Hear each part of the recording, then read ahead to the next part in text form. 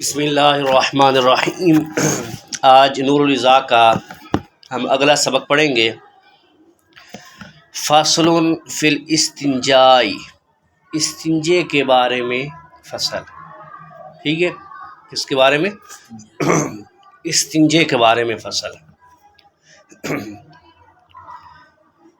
یلزم الرجل الاستبراء، لازم ہے مرد کے لیے استبراء، استبراء مرد کے لیے لازم ہے۔ استبراء کیا ہوتا ہے کہ پیشاب کرنے کے بعد ایسا عمل کرنا کہ جو پیشاب کی نالی میں قطرے رکے ہوئے ہیں وہ نکل جائیں۔ بات سمجھ آ گئی؟ استبراء کسے کہتے ہیں کہ پیشاب کرنے کے بعد ایسا عمل کرنا کہ جو پیشاب کی نالی میں قطرے رکے ہوئے ہیں وہ نکل جائیں، اسے کہتے ہیں استبراء کرنا، ٹھیک ہے۔ یہ تعریف یاد رکھیں، اگلی عبارت میں انشاءاللہ سارا مسئلہ واضح ہو جائے گا۔ استبراء کسے کہتے ہیں؟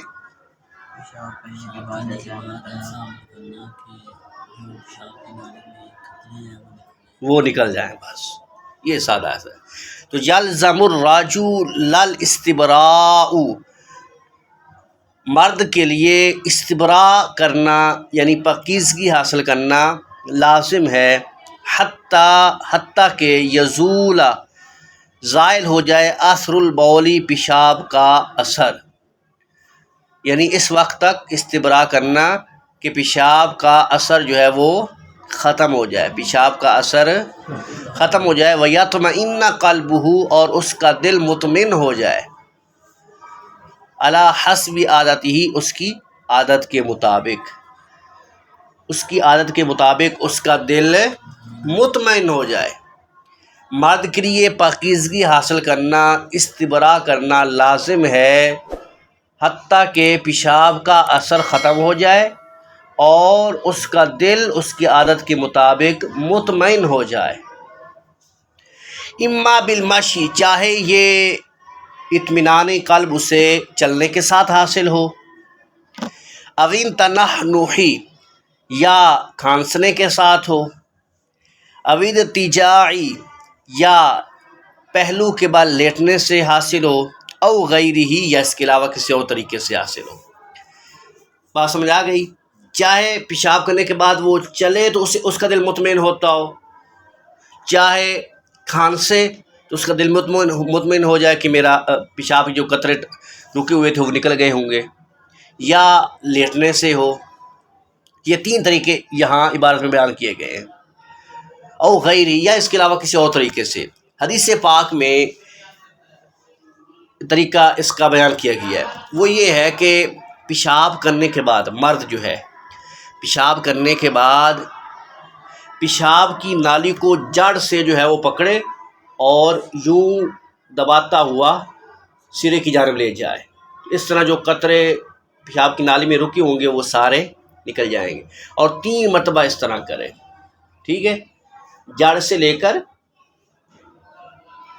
سرے کی جانب لے جائے اور اس طرح سارے قطرے پیشاب کے نکل جائیں گے، اور یہ استبراء کہتے ہیں، اور یہ لازم ہے، ٹھیک ہے، کیونکہ عموماً جو ہے جب بندہ جلدی جلدی پیشاب کر کے اٹھ جاتا ہے نا اور پیشاب کی نالی میں قطرے رہ جاتے ہیں، ٹھیک ہے، اور وہ جو ہے وہ ہم جب اٹھ جائیں گے تو اس کے بعد قطرے اگر نکلے تو کپڑے ناپاک ہو جائیں گے، اگر وضو بھی کر لیا تھا تو وضو بھی ٹوٹ گیا، اور اگر نماز بھی پڑھ لی تو نماز بھی وہ نہ ہوئی۔ بات سمجھ آ گئی؟ تو یہ کتنا اہم مسئلہ ہے، اور یہ ہوتا ہے، جیسی ہماری غذائیں ہیں نا، تو ہمارے معدے بھی اسی طرح کے ہیں، مثانے بھی اسی طرح کمزور ہو گئے ہیں، اور 40 سال کی عمر کے بعد تو زیادہ جو ہے اس کا اندیشہ ہوتا ہے قطرے نکلنے کا۔ لہٰذا آسان طریقہ یہی ہے کہ پیشاب کرنے کے بعد حدیث پاک کے مطابق جو طریقہ بیان کیا گیا وہ یہ ہے کہ پیشاب کی نالی کو جڑ سے پکڑ کر اسے دباتے جائیں، اور یعنی سرے کی جانب، تاکہ اس میں سے جو قطرہ ہو وہ نکل جائے، 3 مرتبہ ایسا کریں۔ یہاں جو طریقہ بیان کیا گیا وہ ہے چلنے کے ساتھ، چاہے وہ چلے، چاہے کھانسے یا پہلو کے بل لیٹے.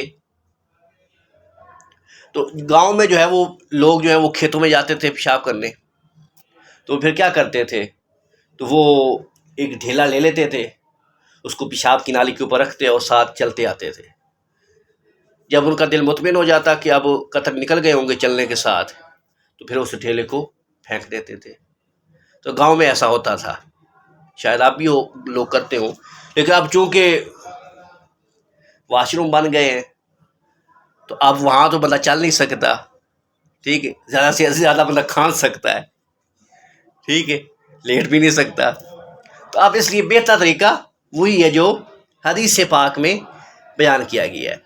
تو اب عبارت سنیے دوبارہ کہ مرد کے لیے استبراء لازم ہے حتیٰ کہ پیشاب کا اثر ختم ہو جائے اور اس کا دل اس کی عادت کے مطابق مطمئن ہو جائے، چاہے چلنے کے ساتھ اس کا دل مطمئن ہو، چاہے کھانسنے کے ساتھ، یا پہلو کے بل لیٹنے کے ساتھ، او غیر ہی، یا اس کے علاوہ کسی اور طریقے سے. ولا یجوز، اور جائز نہیں ہے، لہو، اس کے لیے، الشروع، شروع کرنا، فی الوضوء، وضو کو شروع کرنا اس وقت تک کے لیے اس کے لیے جائز نہیں ہے، حتیٰ یطمئن، حتیٰ کہ وہ مطمئن ہو جائے، بزوالی رشح البول، پیشاب کے قطروں کے ختم ہونے سے، پیشاب کے قطروں کے ٹپکنے سے وہ مطمئن جب تک نہ ہو جائے اس وقت تک اس کے لیے وضو کو شروع کرنا جائز نہیں ہے. جب تک اس کا دل مطمئن نہ ہو جائے پیشاب کے قطروں کے ٹپکنے سے، اس وقت تک اس کے لیے وضو کو شروع کرنا جائز نہیں ہے. یہاں تک جو مسئلہ بیان ہوا ہے وہ سمجھ میں آ گیا ہے؟ ہاں جی بولیے نا. والاستنجاء، اور استنجا سنت ہے، من نجس، نجاست سے، یخرج من السبیلین، جو دو راستوں میں سے نکلے. دو راستے، پیشاب کا چھوٹا مقام اور پیشاب کا بڑا مقام، ٹھیک ہے، پیشاب کرنے کی چھوٹا پیشاب کی جگہ اور بڑے مقام پیشاب کی جگہ، اس کو سبیلین یعنی دو راستے کہتے ہیں، ٹھیک ہے. دو راستے یہی ہیں نا نجاست کے. ما لم یتجاوز المخرج، جب تک مخرج سے وہ تجاوز نہ کیا ہو، جب تک نجاست نے مخرج سے تجاوز، مخرج کہتے ہیں پیشاب کے نکلنے کی جگہ. مخرج ویسے اس کا معنی ہے لغوی معنی نکلنے کی جگہ. اب چونکہ یہاں نجاست کی بات ہو رہی ہے تو صاف ظاہر ہے پھر نجاست کے ہی مقام کی بات ہو رہی ہے، ٹھیک ہے. تو مخرج کہتے ہیں نکلنے کی جگہ اس کا معنی ہے، لیکن یہاں کیونکہ نجاست کی بات ہو رہی ہے تو پھر نجاست کے نکلنے کا مقام، چھوٹا پیشاب کی جگہ ہو یا بڑے مقام کی. تو اب مسئلہ یہ ہے کہ استنجا سنت ہے ایسی نجاست سے جو دو راستوں میں سے نکلے اور مخرج سے تجاوز نہ کیا ہو. جب نجاست دو راستوں میں سے نکلے اور اپنے مقام سے اس نے تجاوز نہ کیا ہو، اس وقت استنجا کرنا سنت ہے. بات سمجھ آ رہی ہے؟ نجاست سبیلین سے نکلے یعنی دو راستوں میں سے نکلے اور اپنے مقام سے تجاوز نہ کیا ہو تو اس وقت استنجا کرنا سنت ہے، اس وقت استنجا کرنا. اب یہاں اس بارے میں بتا یہ رہے ہیں کہ استنجا کرنا سنت کب ہے، واجب کب ہے، فرض کب ہے، یہ مسئلہ بتا رہے ہیں. استنجا کرنا سنت کب ہے، واجب کب ہے اور فرض کب ہے. تو پہلی صورت یہ بتا رہے ہیں کہ اگر نجاست سبیلین یعنی دو راستوں میں سے نکلے اور اپنے مخرج سے، اپنے مقام سے تجاوز نہ کیا ہو تو اس وقت، تجاوز یعنی نکل کر پھیلنا، ٹھیک ہے، نکل کر پھیلنا. جب نجاست سبیلین یعنی دو راستوں سے نکلے اور اپنے مخرج یعنی اپنے مقام سے نکل کر اس نے تجاوز نہ کیا ہو تو اس وقت استنجا کرنا سنت ہے. سمجھ آ گئی یہاں تک؟ وَإِن تَجَاوَزَ، اور اگر نجاست نکلے سبیلین سے اور اپنے مخرج سے تجاوز کر جائے، وَإِن تجاوزا، اور اگر وہ نجاست اپنے مقام سے تجاوز کر جائے، وَكَانَ قَدْرَ الدِّرْہَمِ، اور اس کی مقدار 1 درہم کے برابر ہو، وہ نکل کر 1 درہم تک پھیل جائے، 1 درہم تک تجاوز کر جائے، تو پھر کیا ہے؟ واجب ازالتہ بالماء، تو اسے پانی کے ساتھ دور کرنا واجب ہے، پھر استنجا کرنا واجب ہوا، پھر استنجا کرنا کیا ہوا؟ واجب، واجب ازالتہ، پھر اسے یعنی نجاست کو زائل کرنا بالماء، پانی کے ساتھ، یہ واجب ہے۔ 2 مسئلے بیان ہو گئے، پہلا کہ اگر نجاست سبیلین سے نکلے اور اپنے مخرج سے تجاوز نہ کیا ہو تو استنجا کرنا سنت، اور اگر نجاست سبیلین سے نکلے اور اپنے مخرج سے تجاوز کر جائے اور اس کی مقدار 1 درہم کے برابر ہو تو استنجا کرنا کیا ہے؟ واجب ہے۔ درہم کہتے ہیں جو آپ ہتھیلی پھیلائیں نا، بالکل خوب پھیلائیں اور اس کے اوپر پانی ڈالیں، تو جتنا پانی ہتھیلی کے اوپر ٹھہر جاتا ہے یہ 1 درہم کی مقدار ہے۔ یہ کیا ہے؟ 1 درہم۔ اب یوں پھیلیں، یہ تقریباً ایک کوئی 5-10 روپے والا جو سکہ ہے نا اس کے برابر بنتی ہے، سمجھ آ گئی؟ آپ چیک کر لینا، ہتھیلی کو پھیلائیں خوب جیسے میں نے پھیلائی ہوئی ہے، اور اس کے اوپر پانی ڈالیں، تو جتنا پانی ہتھیلی کے اوپر ٹھہر جاتا ہے اس کو 1 درہم کہتے ہیں۔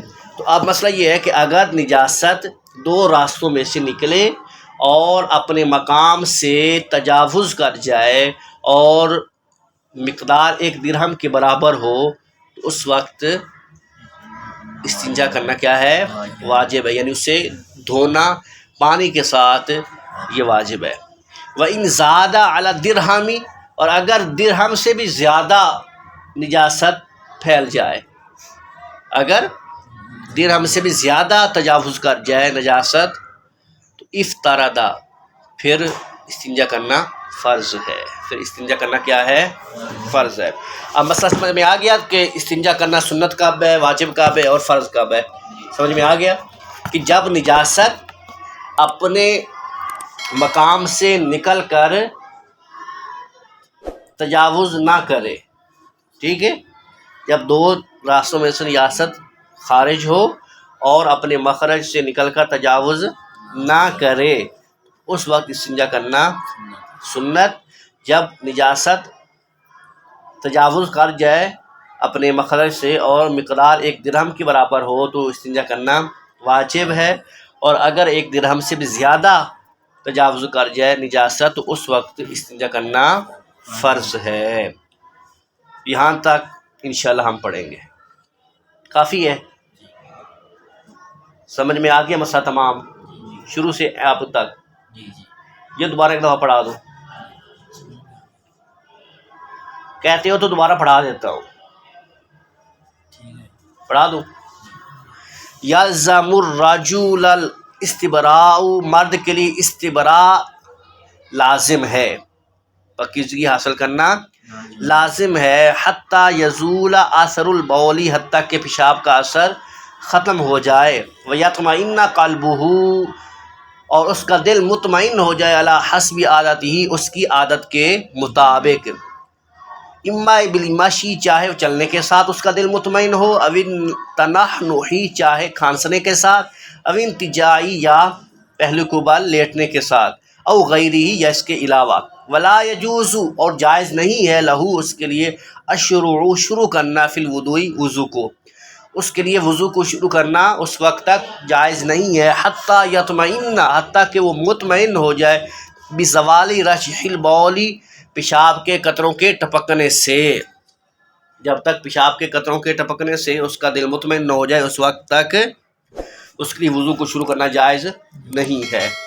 والاستنجاء، اور استنجا سنت، سنت ہے، من نجس، ایسی نجاست سے، یخرج، جو نکلے، من السبیلین، 2 راستوں میں سے، ما لم یتجاوز المخرج، اور مخرج سے اپنے مقام سے تجاوز اس نے نہ کیا ہو، وَإِن تجاوزا، اور اگر تجاوز کر لیا ہو، وَكَانَ قَدْرَ الدِّرْہَمِ، اور اس کی مقدار 1 درہم کے برابر ہو، تو واجب ازالتہ، اس کو زائل کرنا، بالماء، پانی کے ساتھ، وَإِن زَادَ، اور اگر ایک درہم ان زیادہ علی الدرہمی، اور اگر ایک درہم سے بھی بڑھ جائے، زیادہ ہو جائے تو افترض، پھر اسے دور کرنا فرض ہے۔